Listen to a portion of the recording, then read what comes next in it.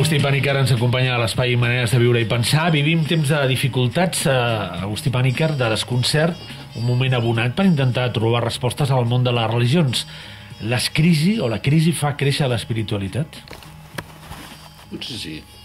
Ara, jo crec que en moltes societats la idea de que estem en crisi, jo la vaig llegint des de que soc petit, de que estem en crisi, de que tot està canviant, de que arribem.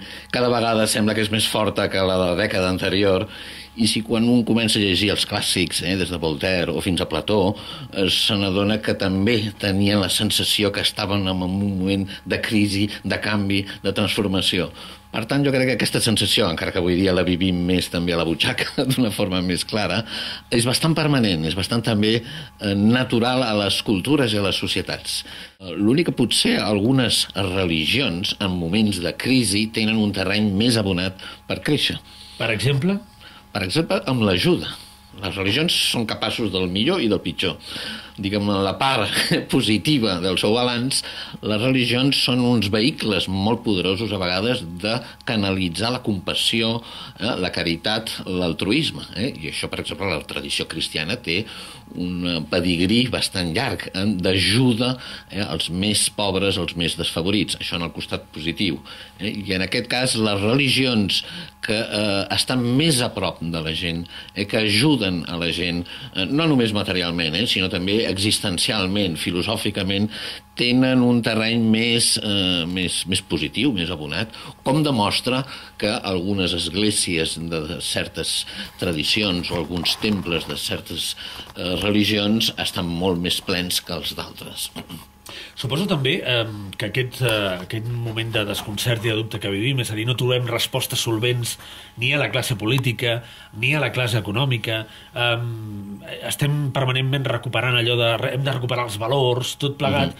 Fa que molta gent trobi refugi en el que sempre ha estat un espai de buscar respostes a tants dubtes, no? Sí.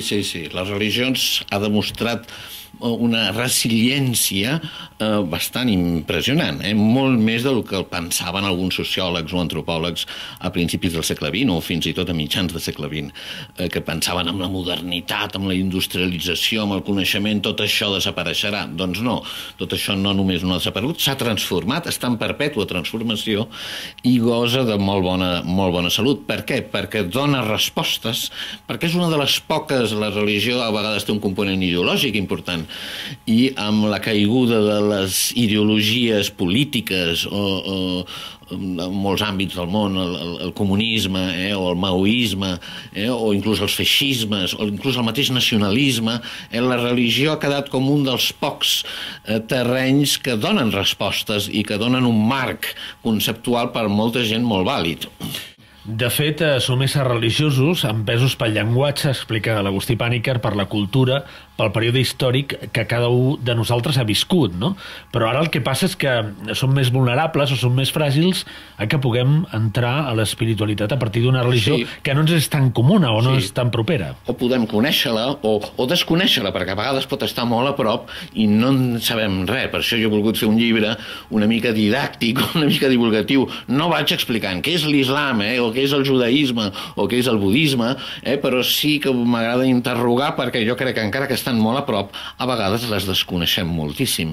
I avui dia un enteniment religiós és fonamental, o com a mínim un enteniment de les idees, de les pràctiques. Jo em centro més, potser, en el meu llibre, i crec que ho tindríem que enfocar així, més en la qüestió de pràctica i no de creença. Això és potser un prejudici cristià de pensar en les religions en termes de creença. Què creu vostè? Gairebé és un sinònim de religió, però a la major part del món les creences són secundàries. Vull dir, el que la gent fa és practicar una religió. La pràctica és l'evidència, la creença. Sí, la pràctica és gairebé l'eix de la religiositat. I la creença ja vindrà després. Avui dia els antropòlegs han substituït clarament la idea de creença per la idea de ritual, com l'eix, el cor, diguem, de la religiositat. Agustí Pàniker, la religiositat contemporània, amb nous moviments religiosos, amb un major pluralisme religiós, n'hem parlat, i renovació espiritual, aquí em sembla un punt molt interessant, projectada amb el paper renovador de les dones. Sí, això és molt important.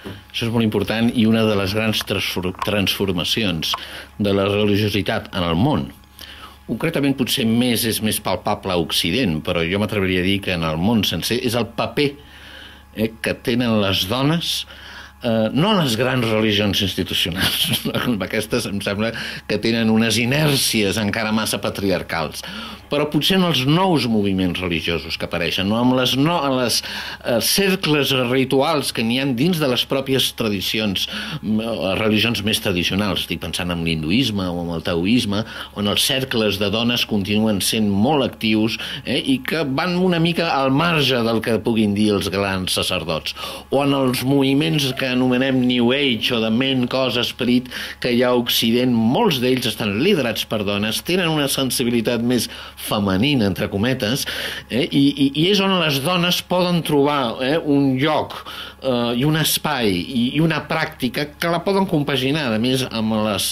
exigències de la modernitat i de la vida urbana i de la vida moderna, amb un veritable desig de cultiu del cos, de la ment, de l'esperit, etc. Aquí n'hi ha el ventall de possibilitats és molt gran, però sí que tenen molts d'elles, són cercles femenins o que hi ha molta participació de dones, això és un fet. És un fet interessant. És un àmbit molt divers i molt plural. Totalment, hi ha corrents que podem anomenar neopaganes, n'hi ha altres que són més de recuperació del cos, n'hi ha altres més meditatives o iògiques, n'hi ha un ventall molt ampli, algunes són molt interessants, unes altres potser a nosaltres no ens semblarà tant, però vull dir, si les dones han trobat aquestes tradicions un camí, un vehicle per canalitzar els seus desitjos de transcendència o d'espiritualitat, cosa que a vegades en les grans tradicions, en les grans religions institucionalitzades no ho han trobat perquè tenen una càrrega patriarcal molt forta.